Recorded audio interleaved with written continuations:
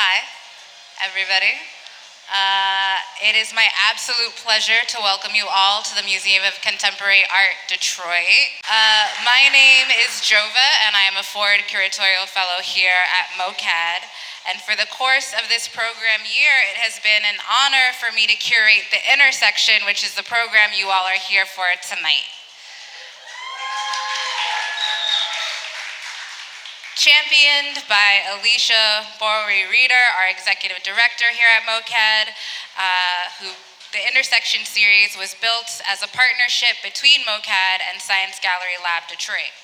The Intersection's goal was to bring together practitioners in the arts and scientific fields for conversations as a means to change notions of what we understand to be science and art within our communities, and how science and art impact our world as a whole. I am so proud that you are here for the culminating event of this program, the Intersection, the Science of Food and Music with Questlove, Dream Hampton, and Chef Max Hardy. Food is what sustains our bodies, it grounds us in our communities, it is a cultivator of memory and activates cultural exchange and is a whole science in and of itself, so I'm excited for this talk tonight. Before we get started, I just want to thank our sponsors, Science Gallery Lab Detroit, Ford Foundation, Community Foundation of Southeast Michigan, Michigan State Federal Credit Union. I also want to thank Dream Hampton, Questlove and his management team, Max Hardy and his management team, and of course, the teams at MOCAD and Science Gallery Lab who helped make this event happen. It is a labor of love, and we're so happy that you're here. So, up to introduce our incredible special guest is artist, performer, and MOCAD board member, Jessica Care-Moore. Thank you. How y'all doing? Y'all gotta act a little more rowdy, you know what I'm saying? Can you get the energy way up? We got some incredible people coming on stage. Let's let them hear you. They're very close by. Okay. First up, born and raised in Detroit, Max Hardy just returned to his beloved home city after spending years based out of LA and Miami. His first, a small Caribbean soul spot called River Bistro. Y'all been there? All right. Opened in early August, just a few weeks before the publication of his latest book, a collaboration with Bob Marley's son, Rohan, on coffee-based cuisine. With years of experience as a personal and professional chef and business owner, this Detroit-born chef is eager to build a culinary legacy while also making a difference where he's from. Help me welcome Chef Max Hardy.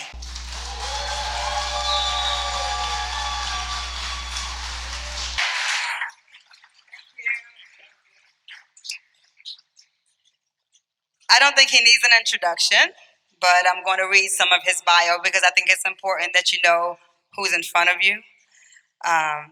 Drummer, DJ, producer, culinary entrepreneur, New York Times best-selling author, and member of, what's that group?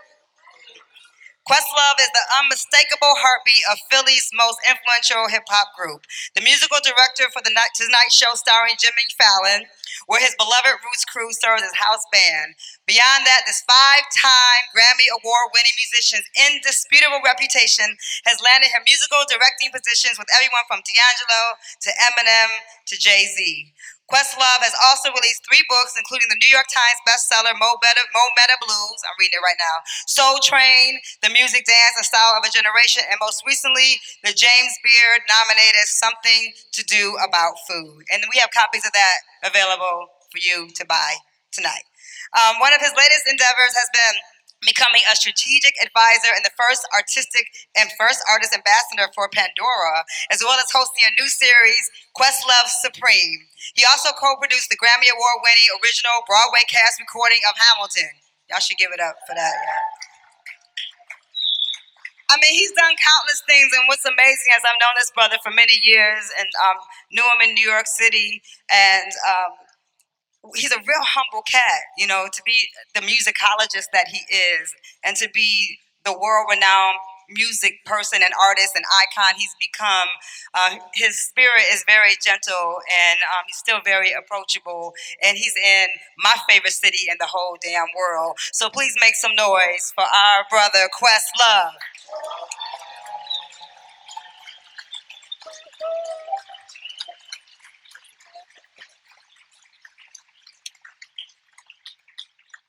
I've saved my sister for last. There's a lot of things that people might say Dream Hampton is. What I do know is that she's an award-winning filmmaker. She is a brilliant writer. She's been a voice for the voiceless, an activist in many, many spaces and places outside of just this city, all over the country and the globe. A lot of us have looked up to her, have been able to call on her. When you don't know if you've gotten it right, she might be the person you ask to make sure you said the right thing to the right person. She lets us know what's happening on the east side, and I love her dearly. And she's been wonderful to my son, and she's an incredible mother, and I love you dearly. And please give it up for my girl, Dream Hampton.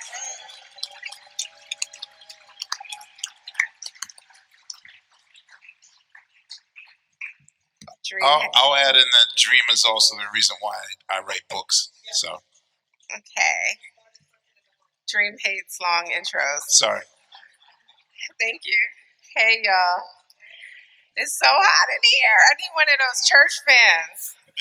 Anybody got a church fan in their bag? No, this is it.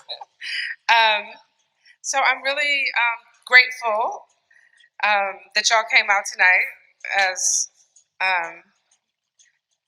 who said that? Was it Snoop? Y'all could be anywhere in the world tonight, but you're here with me. Jay-Z. That was Jay. Okay. Yes. I've heard of him. Thank you. So thank you for coming out and being here with us tonight. I can't believe that someone came up with a fan. Thank you. Detroit is awesome.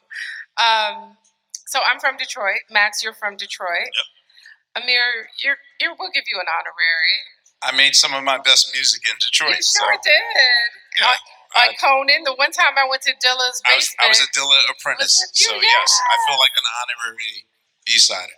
I feel like an honorary. I feel like it. I'm not, but I am. And one time we were driving around the east side and I was playing this demo that I had in my car. Yes. And you ended up signing that person, and they kind of didn't want a career, but they could have had one. Yeah, you introduced us to Cody Chestnut. Or yes. The musical Cody Chestnut. Yes. And absolutely. then he went and got saved and said that music was the devil or whatever.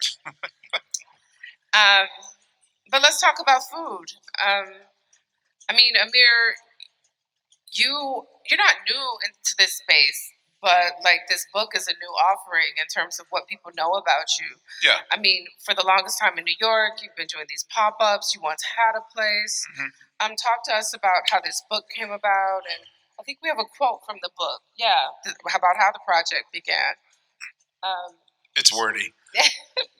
I'll just say that in the second, or how you look at it, the third period of my career at the Tonight Show with Jimmy Fallon, it kind of gave me a front row seat to see how people operate, and kind of the two demographics that I observed the most were chefs and comedians. And there's a quote or an observation that Dave Chappelle makes in the Block Party documentary that we did, in which he says, like, most musicians want to be comedians and most comedians want to be musicians. So the idea that the grass is always greener on the other side kind of popped in my head. And about a year or two at the Tonight Show, I kind of noticed that chefs are often like musicians, but there's a bigger pressure on them, because unlike musicians, you can have a bad performance one night, and you go and have a woodshed or a workspace to figure it out. There really isn't an idea of a jam session for chefs, and any dish that you serve has to be perfect, and it's always the least. It's always underappreciated because it's sort of like owning art for a half hour or 45 minutes, and then there's no evidence of it afterwards, and you have to do it every night and every night. So I became more and more obsessed with the process of how a chef gets from here to there. Like, not the final here's your food, but more or less the creative process that gets them to that point. And I don't know, I use my position to sort of bug these people for like a year and a half to let me just watch them, and the result is the book. And it was happening around the same time that chefs started becoming stars. So I'll come back to you and we'll talk about some of these like world class chefs that you feature in the book. But Max, tell us about growing up in Detroit and about how you came to love food and decided to make this your work. Yeah, so growing up in Detroit is near and dear to me. I left when I was 13 and moved down to Miami. My mom's from Bahamas, and so I went back and forth from Detroit to Florida, Detroit to Bahamas my whole life. Okay. And so Caribbean kind of was a passion and an influence in my culinary career. When I was in Detroit, my grandmother used to cook for a lot of the Motown greats. My family is the Gordys, and so we always, used to kind of see her kind of entertaining. I think that's kind of how my love and passion for food came about. But then my mom, she's like a complete entertainer. And when you're Bahamian, you have those Bahamian roots. Food is always on the table. Food is always special and near and dear. And if you think about Bahamas, you think about like the Bahamian roots, like conch and guava and mango. Those are all like passions and labor of love. And so I think that's where I kind of get the passion and labor of love for food. What are some of the tributary kind of cuisines? I know when I think of Trinidad, I think of Indian. Yep. When I think of Jamaica, I think of Indian and Chinese. What are there? I mean, when you think of like Bahamas, besides the like British, because I don't think of the British of having much of a cuisine. Yeah, no, you think of like conch fritters, conch salad, a lot of curries, a lot of guava duff, a lot of ginger. So those are some of the staples of Bahamas in the Bahamian cuisine. But yeah, so that's kind of how we started. And then I moved to Miami, went to culinary school, and never looked back. So yeah. And you're coming back to Detroit right now to. I'm back. I've been home a year and I think 4 months now. Opened up River Bistro last summer, August, made a year. And so just kind of been back, kind of honing my skills and, kind of just figuring out what's the niche, in Detroit and what we're missing in the food and culinary space. And I think, culinary has really evolved in Detroit. It's coming to Food City. It's not there yet, but it's coming. But I think the more we do stuff like this, the more we interact with different chefs and, artists and science and really show the world how we can really put it together on a global level. I think it will become that Food City. Yeah. I have some ideas about some of the things that we're missing. Yeah, let's do it. Cuisine. Yeah, Let's they're on the labor side, and we'll get to that.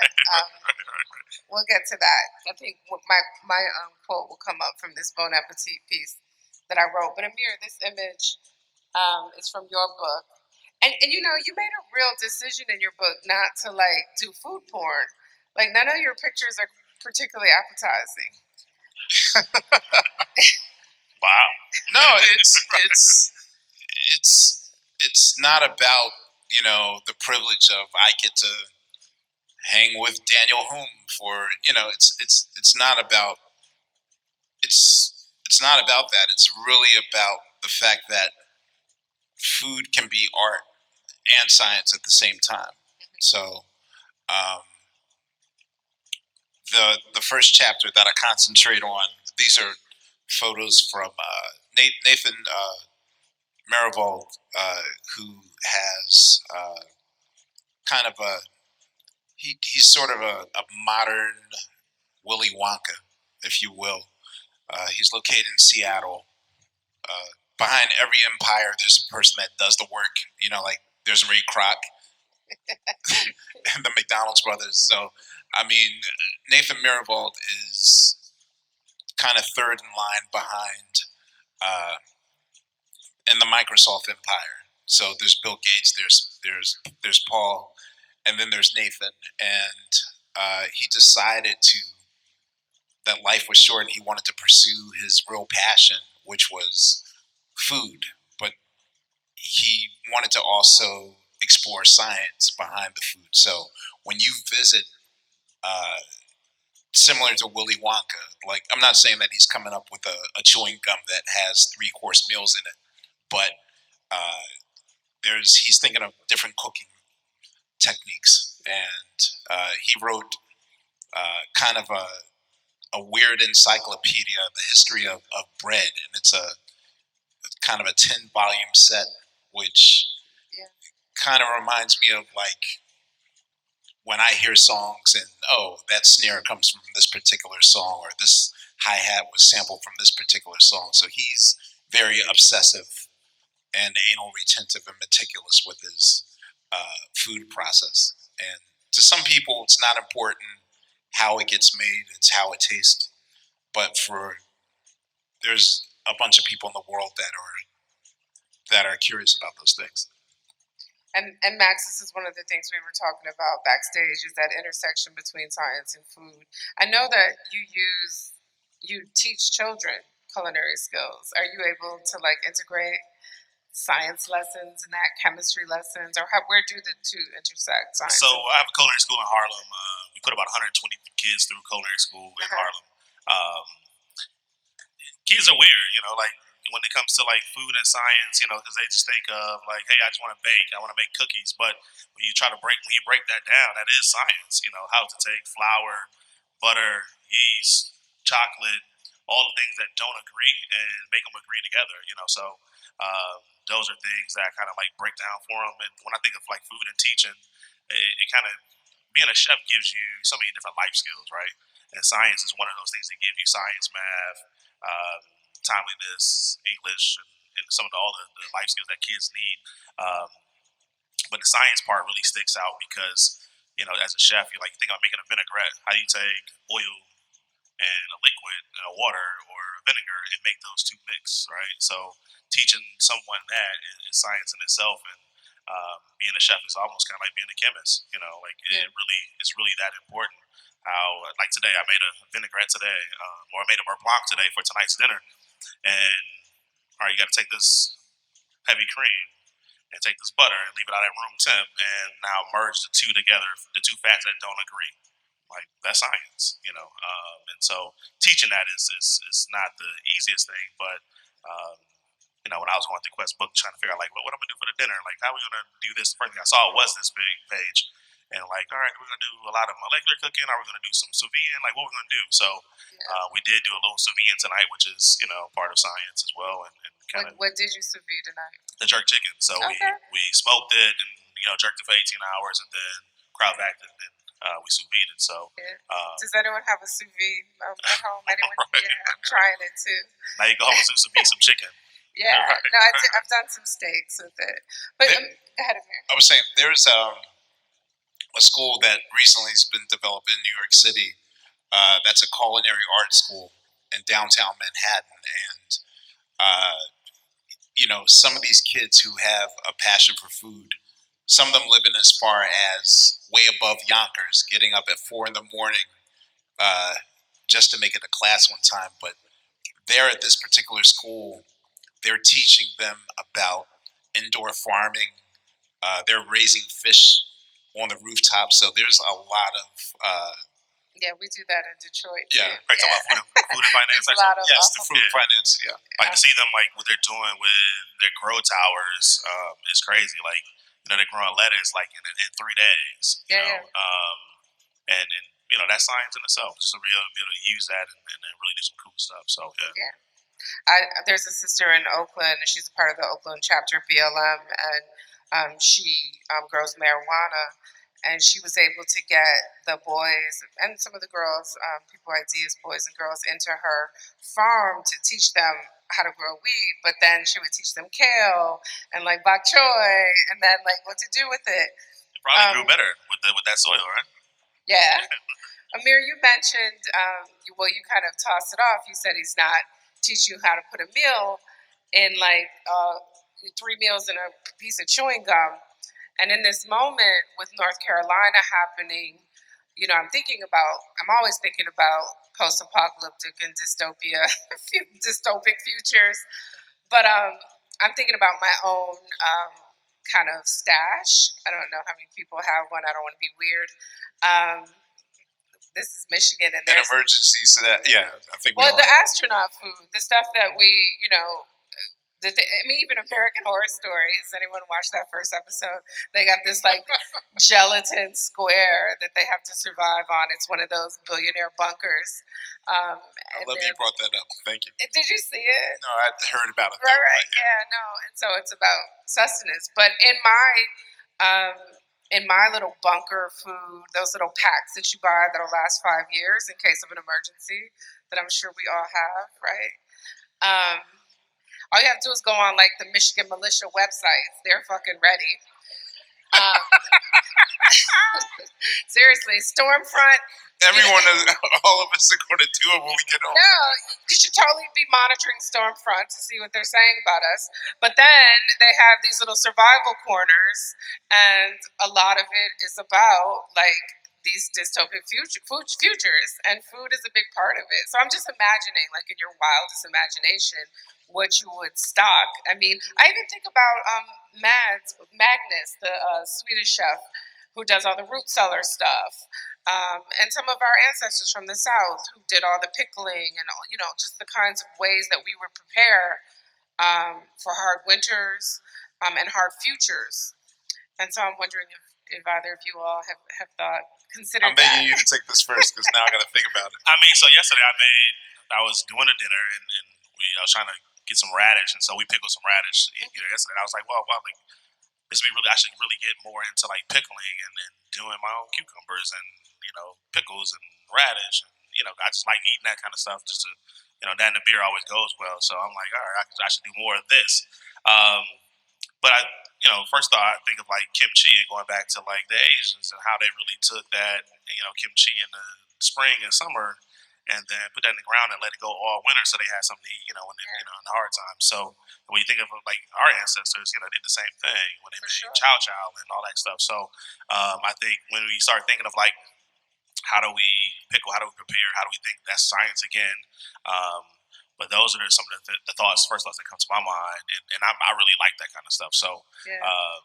I do it Or all the even time. the key ingredient in a key lime pie. Like the one way to ruin a key lime pie is use fresh milk. Yep. Because it's a recipe that was developed in the Keys before refrigeration. So condensed milk really is like that key factor to make it. When you think about like a lot of things that we cook in in Southern cuisine and can take it all the way back. Yeah. You think of like cornbread. The best cornbread was use buttermilk.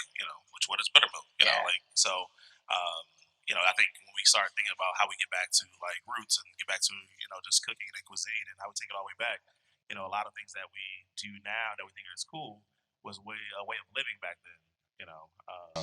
Buttermilk fried chicken. That's everybody does that now, but like no, that was a really way of like preserving the chicken. Think of like jerk chicken. Jerk chicken was a way of preserving the chicken through the winters, through the summers and winters, and so it wasn't. Salt cod. It wasn't something like, all right, we're gonna just make the salt cod fritter. Like, no, we're really trying to reserve this to have something to eat later on. So, For sure. yeah. So Amir, I know that I'm sorry I didn't advance this question; it just came to me. But No, I'll just say what he said. no, think about it seriously. Like we talk about like what you would have for your last meal, but what would you have in your bunker, your post-apocalyptic bunker? See, I'm trying to think of a diversion answer because I've been in places that had hurricane warnings in the last 3 weeks, and I'm ashamed to say that Captain Crunch was my go-to. That's kind of astronauty. No, that's just I'm forever an 11-year-old. That's what that means. And do you eat it without milk? You don't need milk for your cereal? I use oat milk. Oat milk now. Yeah. You fancy. No, you can program yourself to. I love oat milk. It feels like milk after about 5 weeks. Yeah. Well, speaking of nut milks, what about gentrification? And this issue of we used to talk about artists as like first gentrifiers. I know that I have been that in certain neighborhoods. when I moved to New York and I moved to Clinton Hill, I learned really soon that I was paying 3 times the rent, even though it was really affordable then, $900 for a duplex. It was twice or 3 times what some of the people who've been there forever were making. But now the new harbinger for like gentrification and development are restaurants, and that's certainly been true in Detroit. And I'm certain, I mean, Amir, when I used to come to Philly, you used to have that one diner that we would go to at like 3 in the morning that you used to take me to. That wasn't very fancy, and they definitely didn't have almond milk. Um, but I mean, what of these restaurants as a harbinger for change, and how are you thinking about these questions and negotiating, um, the politics of gentrification as you think of like food spaces? Uh, Part of my, I'll say that the one thing that, and this is a really good point that you're bringing up. Um, Before Anthony Bourdain passed away, uh, he told me, like, the importance of supporting local uh, restaurants and established restaurants. And, even though he comes from that, whatever, the high echelon established world of food, um, he was really about uh, local and not, this idea of gentrified restaurants now showing up as artisan pickle spot on the corner in the Bronx or whatever. Um, and so, real foodies aren't just about the high end, this Michelin star restaurant, whatever. It's really about the search for good meals in the most unlikely places.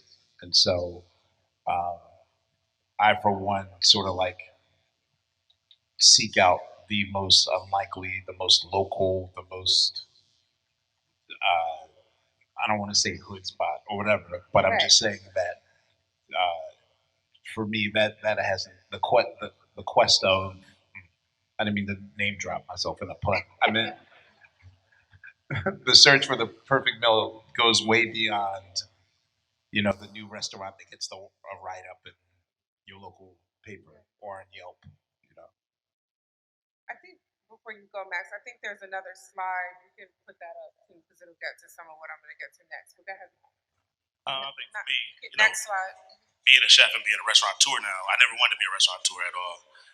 I've been a personal chef pretty much my whole entire career, um, and that was my lane. But now, kind of being in this space, it's like, how do we support each other in this food space? And thinking about like your restaurant that was at Chelsea Market, like great restaurant and Chelsea Market, but kind of like my restaurant in Rosedale Park right now. I'm bringing something different, but I don't know the community and its timing for it, right? Because there's so much gentrification happening. And when we think of like good food, we think of like dining, we think about, oh, I better come downtown. I better go to Manhattan versus going to Brooklyn and Queens and Harlem and trying to find those little, hidden gems, or going to Eastern Market and find those hidden gems. We'd rather go to the Great Ghosts of the world, the Seldom Standards of the world. Nothing wrong with those guys, but it's so much other great food out there that that with great chefs, and why does like that always have to be like the staple of like good food? So again, I think trying to find that restaurant that kind of speaks to you and speaks to the cuisine you're looking for, but being able to support it and being able to support it locally is important because those restaurants keeps the economy rolling. It keeps the culinary businesses rolling. Okay, Keeps the chefs rolling. let's talk about the economy then. Let's get to the labor question, because I don't think that we're quite getting to the question of gentrification. In Detroit, for instance, like this is an example, and I guess the quote isn't there. I saw you go up there, Jova, but is it not there? If it's not, don't worry. Okay. It was a piece that I wrote for Bon Appetit, and it was talking about the kind of whitewashing that happens in a city like Detroit that's more than 80% black. And we have so many new restaurants. I hadn't been home for 3 months. I've been working on a project, and I came home, and like I didn't. Grey Ghost was open, and Apparatus was open, and there were like 5 new places, all of which I want to try. I've been to 2 of them. I want to go to She Wolf. Like they're like literally 6 new restaurants since the last time I was home. But what I can be sure of is that there'll be an open kitchen because that's the trend. And in that open kitchen, I will see that in a city that's more than 80% black, they probably couldn't even find a black dishwasher. And that the casting is there's a whitewashing. There's also this question of in a city that doesn't have in a country where gig economies and kind of small batch economy where we are, depending on these small businesses, we don't expect them to have health care. I mean, you keep it under however many employees you need to have health care. But they can't even seem to find staff that looks like the city. Yeah, I can't. I don't want to pause. Thank Sorry. you, but I don't. I mean, I hate it.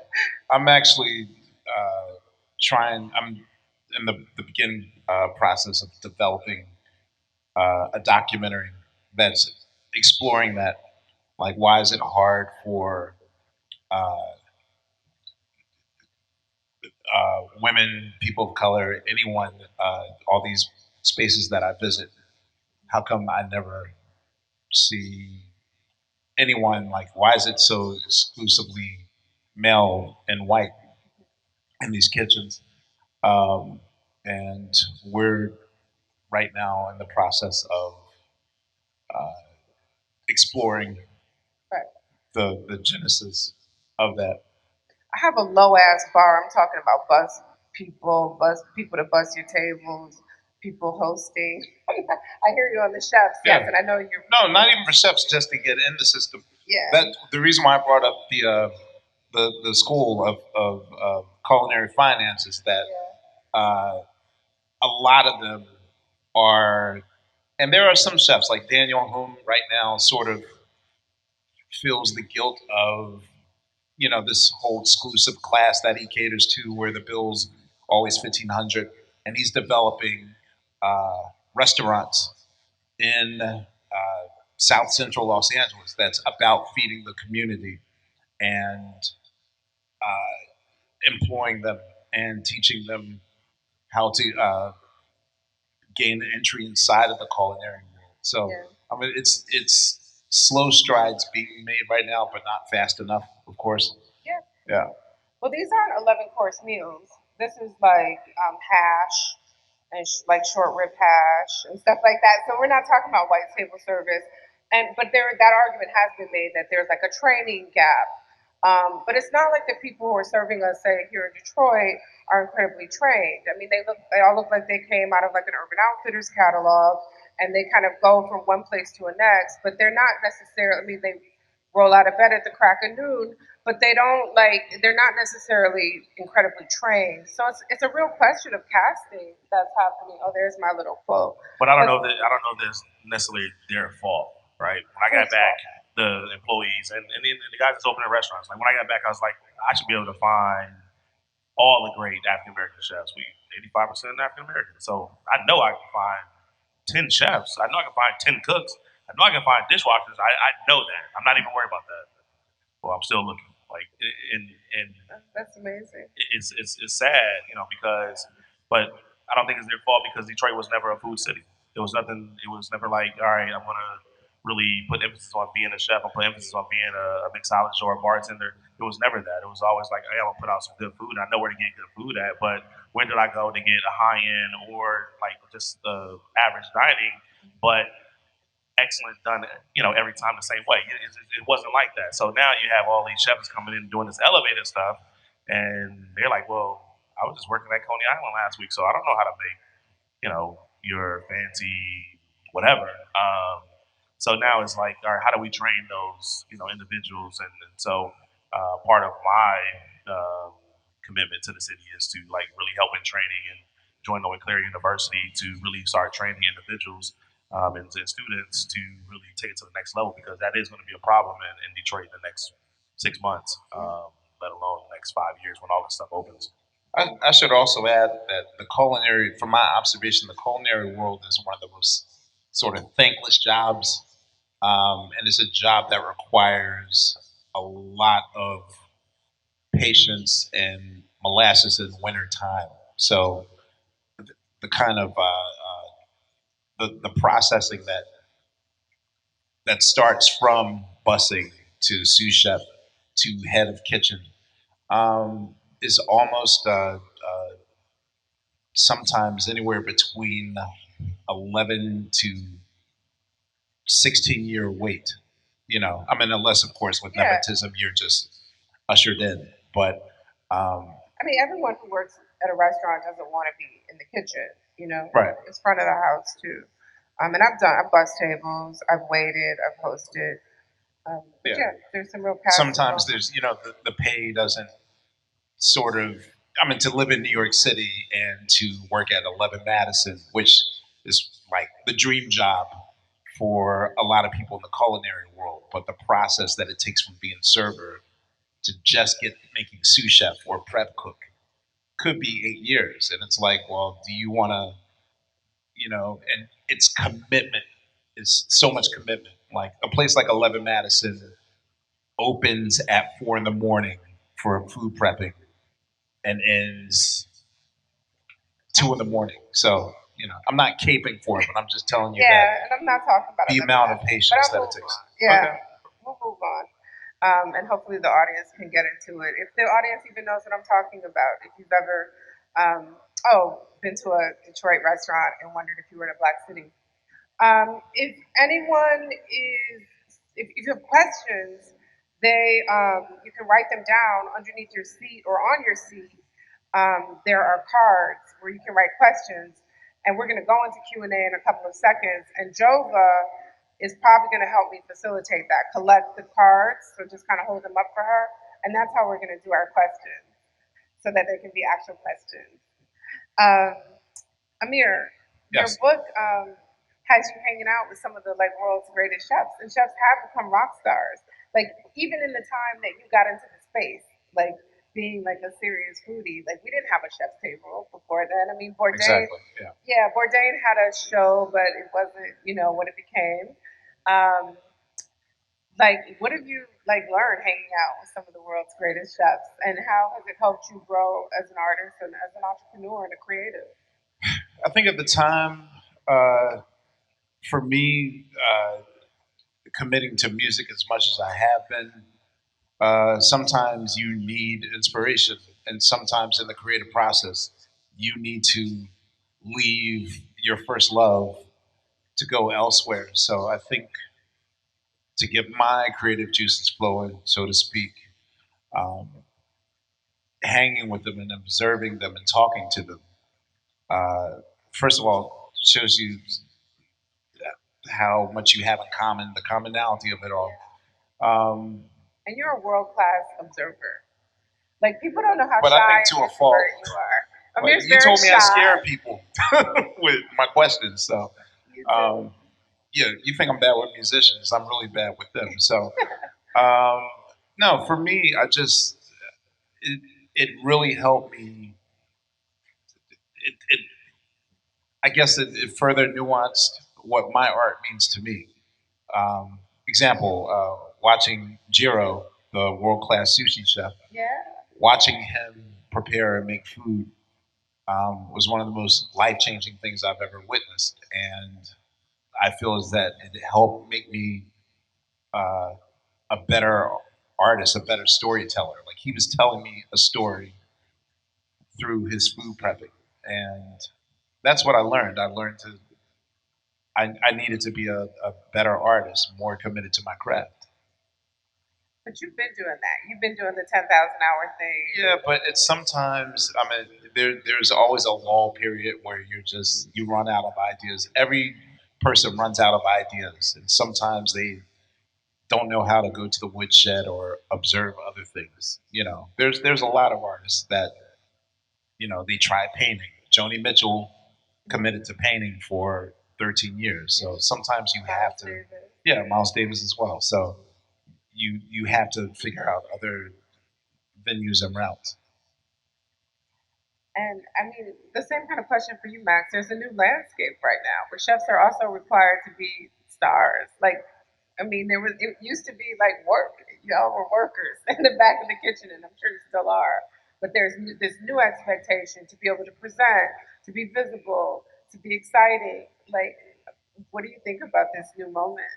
I mean, it's good now. You know, like that's when I started. I was 15 when I started, right? And so I was the salad prep guy in the back of the kitchen and washing the potatoes and baking the potatoes for at Ruby Tuesdays. And then, I was like, this is not cool. I want to be in the front of the house and like, I really want to do something that's fun and kind of be showy.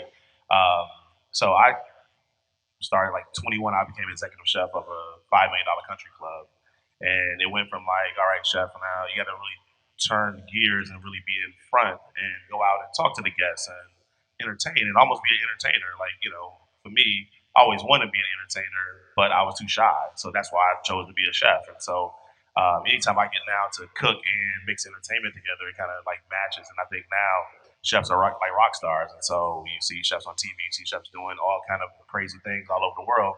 And they just have a different platform, different lens now to display their talents and kind of show their skills at a different level. But for me, I think it's really important to keep that root of like the stigma of being a chef. Like that's at the core of it. You're a chef every day. Yes, you get to still cook great food, but you got to get out there and chop it up with the people and really, I guess, be social media friendly, which a lot of chefs are not. And so it's one of those things where if you can combine the two and have both, kind of labors of love, I think it's working right now. So, yeah. Also, I should add that most of the Mavericks I know in the culinary world are reluctant to really accept this position. Yep. So I think if anything, like observers are more in awe of them than the actual chefs themselves. And I think the same thing. Like I'll look at an artist and be like, "Wow, this is really cool." Like they really put a lot of work into this, and then I'm like, "Well, it just took me 16 hours to make a sauce, and it took them 16 days to make this painting." So it's kind of the same old, the same thing. So yeah. Hi, Dream. I have some questions from the audience. Okay. That's my favorite way to do questions too, but it is hard to read some handwriting, and that's not a diss. I'm terrible. In the spirit of innovation, if you could invent a cooking device, what would it do? Cooking device. Oh, question. That one first. I'm thinking. I'm very happy for the avocado pitter. Have y'all seen that? That's You have cool. one of those? Actually, last night we had a party for 800, so I had to make 1,700 arancini or risotto balls. And so if there was like a machine that I could like invent that made the perfect ball, breaded it, and just kind of like dropped it to the fryer without me having to do anything, would probably be the best thing. Like meatballs, arancinis, like any kind of like fried fritter that could make the perfect ball. That probably what I would do. After last night rolling 1,600 balls, like I'm like, yeah, I'm done. Yeah. 1,600? 1,600. How many hours? 4 hours. Jesus. right. I can't top that answer. Ahmir, someone wants to know, how did you become so passionate about food? Look at me. Again,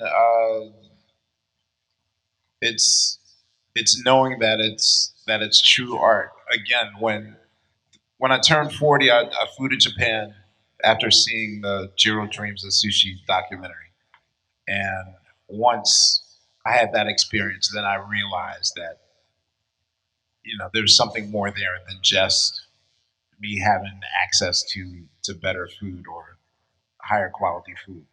So I appreciate that move. I remember when you used to go to Rome and get McDonald's. So exactly. I'm very happy that that's evolved. Max, I'm reading this verbatim. What's up with bringing a culinary school to the food hall that's slated to open in the North Rosedale neighborhood? Could you please? That's happening. It's in the works. I think there's a lot of politics behind it, but it is happening. The food hall, I think they have a location for it, and we're just kind of like in the development stages. While we're waiting on that, I joined on with Clare University to start training kids in the inner cities of Detroit. So if you know anyone that's looking for culinary arts and to become in culinary art school or get training adults and kids and young adults. We could do it at Cleary until that happens, but it is in the works. Amir, do you cook? I've never had any of your food. I can cook, but Okay. with 19 jobs, it's far and few between. Okay. Tariq is actually Yeah. my favorite chef, and I'd never tell him that, but of course I just said it, so it's out Tariq there. is Black Thought from Yeah. the Roots. What's your favorite thing to cook? He cooks better than he rhymes. So what's your favorite thing to cook? My what? What's your favorite thing to cook? At one point in life, my lobster pata was pretty on point. Yeah. But that was decades ago.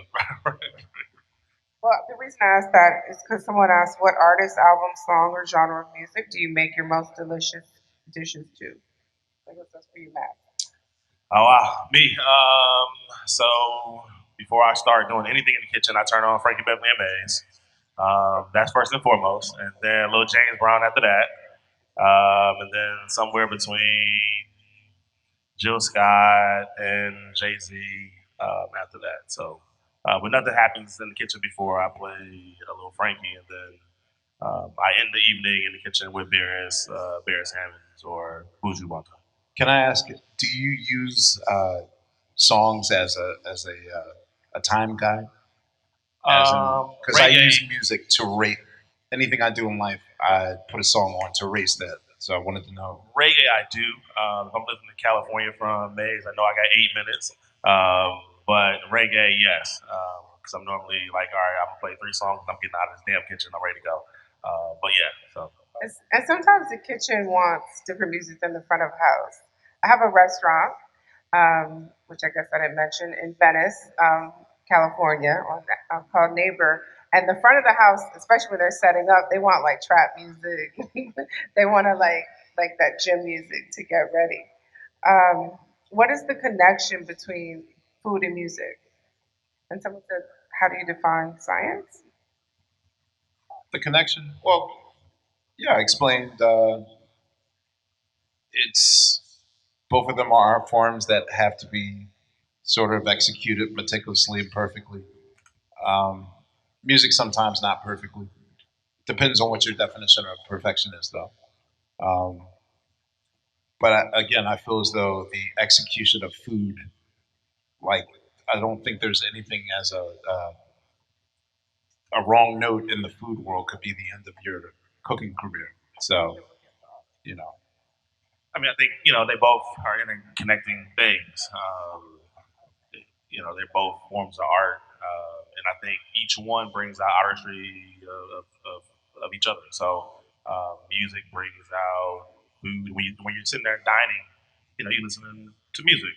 When you're cooking, you listen to music. When you're making songs, I'm sure, you think of when you're cooking, I'm thinking of like music to make. And so I think they both work hand in hand. Um, there was a question for Amir. Amir, can you talk about food and climate? But it can be for either of you. one more time. Climate, food, and climate. What about specifically? Did the person who wrote that question want to elaborate? Climate change, food. Have any of you have you ever had insects? How often have you been getting into that? You could probably better answer That post-apocalyptic cuisine. Not really. Pujol, have you? Wow, my peas are popping.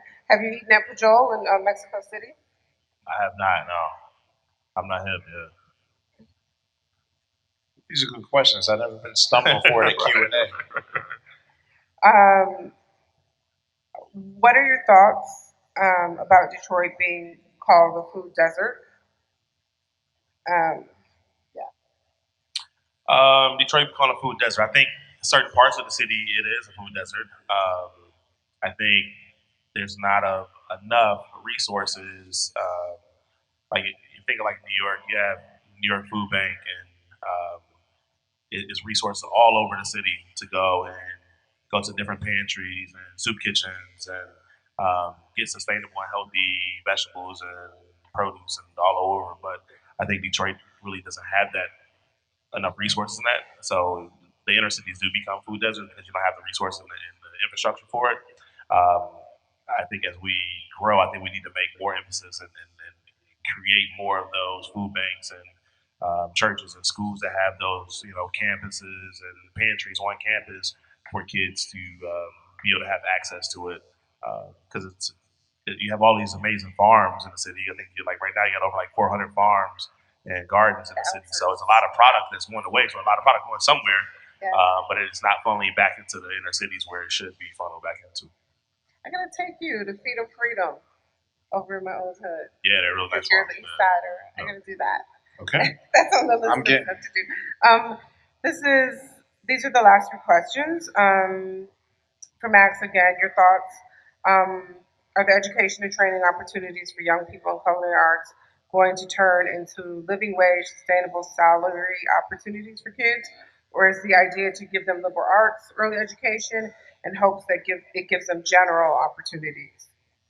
Well, again, I think culinary arts and becoming a chef, or just going to hospitality management school, or going to culinary school, it gives you life skills, and so it kind of hits all the different facets that young adults and adults need to have if you don't have already, because it creates a educational professional setting for you. Because like I got to go to culinary school, I got to wear a uniform, I got to come on time. I gotta listen to the chef scream and yell, so I gotta understand how to just kind of keep my cool. So learn about the history of bread. Right, learn about the history of bread. Yes. And all the different soups and stocks, and you gotta go through all that stuff. So it kind of gives you a full gambit of life and science and math. And so I think culinary school is definitely a driving vessel for life. What are your thoughts on candy corn? Panel.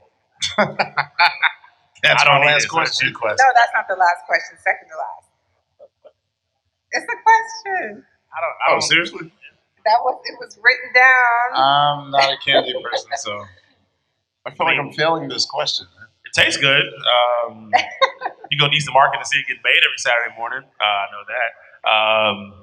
But I think it's like just burnt sugar and popcorn. If that's what we're talking about, I'm not sure exactly. But so your best restaurant is, and this is for all three of us. I'll just start. It's hard. In Detroit, or I just said period. Oh, so dot. I like the Click for breakfast.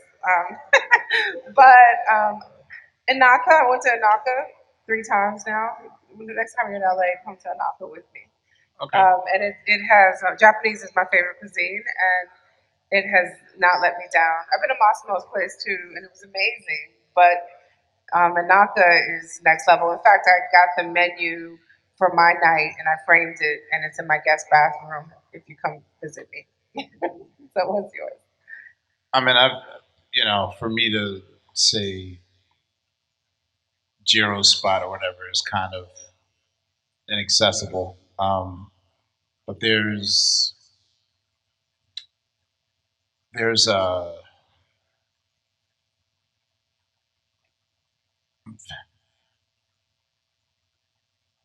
spot in Philadelphia that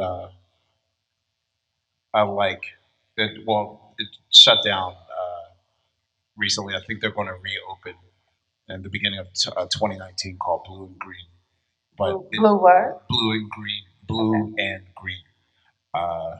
It's like a breakfast spot that closes at 2 in the afternoon. And what is your Philly cheesesteak? Are you an Ishkabibble person? I can't remember. That would be number 4 of my top 5 Philly spots. Okay. For cheesesteaks. Is it your number 1 Philly cheesesteak spot? I'm kind of beefing with my number 1 spot right now, so I don't know if I should give them the endorsement. But that happens too. I'm beefing with Detroit Institute of Bagel because I keep coming in and they're like, we're out of the rosemary bagel. And I'm like, we fucking bake more bagels. You make more rosemary bagels. Like, I'm going to have to write them. With Ben, if you're in the audience, like at TAD Econ 101, if there's a demand, you make more than the supply. So I know about the beefing with your spot. Yeah, I'll go. My number 2 spot for cheesesteaks is Tony Luke's in Philadelphia. Yeah. What's your... Who said boo? Some Philly Johns, I'm sure. Whatever. So my favorite spots, I'll give you three. So Yakusan in Miami is probably my favorite. Chef used to be the original chef of Nobu. It got voted 2 years ago, top 5 best restaurant in the country. So that's probably one of my favorites. Been going there forever. Number two, I would probably say Tavern on the Green. Really? Um, In New York? Yeah, it's not because I know it's not the chefy chef answer. I just love the thought process behind how they brought it all together when they reopened. What did you think of the documentary that they did It on? was really good. It was good. It was good. But it was a sad fucking It's scary, story. right? It's scary. It's scary. Well, let me ask you this. So this will be the last question. And I'll answer too, the favorite thing that your mom makes, or if it was your dad who was the cook. My mom is a white girl from Indiana, and she makes a very mean tuna casserole. So, what's yours? My mother's arroz con pollo, her chicken and rice is the best thing ever. That's what I miss the most about home cooking. I gotta go two. My mom does a crazy comforter, of course, and then her curry chicken and white rice. She does something with this white rice I can't even get right. I don't know what it is. It's just white rice, but you mix the curry Rice is chicken. never just rice. Yeah, I don't know. Like she does something with it, and I guess maybe because I've been having it since I was a kid. But those two are probably my favorites. Yeah. Well, thank you, and thank you all for your time. Thank you. Thank you. Explain to you what Science Gallery is. We're one of the sponsors of the intersection events this year with MOCAD. I want to thank MOCAD for being such generous partners with us. So most of you in this room probably have no idea what Science Gallery is, because Science Gallery Detroit is the first science gallery in the Americas. So let me take a very brief moment to explain to you what Science Gallery is. Science Gallery started about 8 years ago in Dublin, Ireland, as a completely radical experiment in engaging the public in the big questions that the world has to solve: food, energy, the future of work. And it began at Trinity College, Dublin, and focused on 15 to 25-year-olds. And the way in which they chose to try and engage that group of people in getting excited about and solving the world's great problems is by colliding science and art. So Science Gallery has been described as a super collider for people and ideas. And the concept exploded. Last year, 400,000 people in Dublin walked through Science Gallery. That's probably half the population of the country of Ireland. And so when they decided to expand the concept around the globe, they looked at North America and they asked the question, where should we do the first science gallery in the Americas? And they came to Michigan State University first because as a land grant public institution, we have a long history of engaging the public in the world's greatest problems and solving the world's greatest challenges. And so the question for Michigan State about do we do Science Gallery was very simple. Of course we do Science Gallery. But the question of Detroit is actually an interesting question. Why Science Gallery Detroit? Michigan State University right now and at any given time has over 100 projects in Detroit. Engagement projects, research projects, and teaching projects. But Detroit has a much more compelling story for that international network. If you had to pick a city in North America that had a greater history of creativity, of innovation, of being dynamic, you wouldn't pick another city other than Detroit, Michigan. So when Michigan State University was invited to be a part of the international network with Dublin, London, Melbourne, Venice, Bengaluru, India, we add Detroit. Trust me, everybody elsewhere in the world was thrilled that Detroit was part of this network, and Michigan State University was thrilled to support this platform and this public engagement project in the city of Detroit. So please pay attention to Science Gallery Detroit, because Michigan State University sees it as the future of public engagement and public learning in the state of Michigan. So thank you for the time. Thank you for being here.